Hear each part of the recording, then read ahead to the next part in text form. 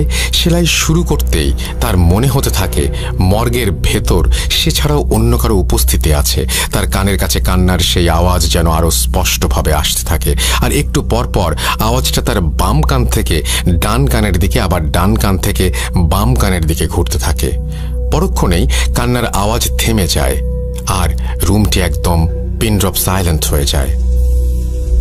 হঠাৎ সেই নীরবতা ভেঙে আবারও ডোম শুনতে পায় কেউ রুমের চারটা কোণা থেকে একসাথে বলছে, ফিরিয়ে দাও, দয়া করে ফিরিয়ে দাও, ওটা নিয়ে যেও না এখান থেকে, ফিরিয়ে দাও। ডোমে সব শুনে অস্থির হয়ে নিজেকে বলতে থাকে, সব ভুল, সব ভুল, আমি ভুল শুনছি আমি।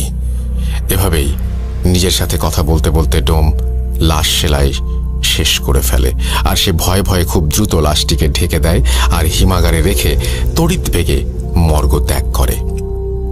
কিছুক্ষণ পর পুলিশ আসে ময়নাতদন্তের কাজ শেষ হয়েছে কিনা জানার জন্য। ময়নাতদন্ত শেষ হয়ে গেছে দেখে মেডিকেলের সমস্ত পেপার ওয়ার্ক সম্পূর্ণ করে লাশটিকে ছেলেটির ব্যাগে থাকা একটি ঠিকানায় পাঠাবার জন্য অ্যাম্বুলেন্সের কাছে হস্তান্তর করা হয়। জীবনে প্রথমবারের মতো মাইক্রোবাসের স্টিয়ারিং ছেড়ে অ্যাম্বুলেন্সের স্টিয়ারিংয়ে হাত রাখলেন অ্যাম্বুলেন্স চালক। তার জীবনের প্রথম ভাড়ায় এই লাশটি বহন করে নিয়ে যেতে হবে প্রায় 1.5 ঘন্টার পথ।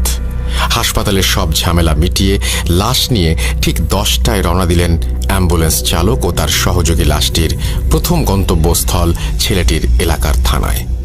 হাসপাতাল থেকে বেরিয়ে প্রায় 1.5 ঘন্টার পথ, যতদূর চোখ যায় বিস্তৃত খোলা মাঠ আর ফসলি জমি, সাথে পাকা রাস্তার দুপাশে বড় বড় গাছের সারি। রাতে অ্যাম্বুলেন্সের হেডলাইটের আলোতে এক মোহনীয় পরিবেশ তৈরি হয়েছে রাস্তা জুড়ে। কিছু দূর যেতেই অ্যাম্বুলেন্স চালক একটা ক্ষীণ ফিসফিস শব্দ শুনতে পেলেন।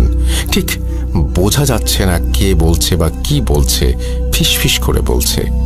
তিনি আরো ভালোভাবে খেয়াল করলেন এবং শুনতে পেলেন পুরুষ কণ্ঠে একটা চাপা আর্তনাদ খুব করুণ সুরে ভেসে আসছে তার কানে। রাস্তার মাঝে যা কিছু ঘটে যাক না কেন, আপনি দয়া করে গাড়ি থামাবেন না।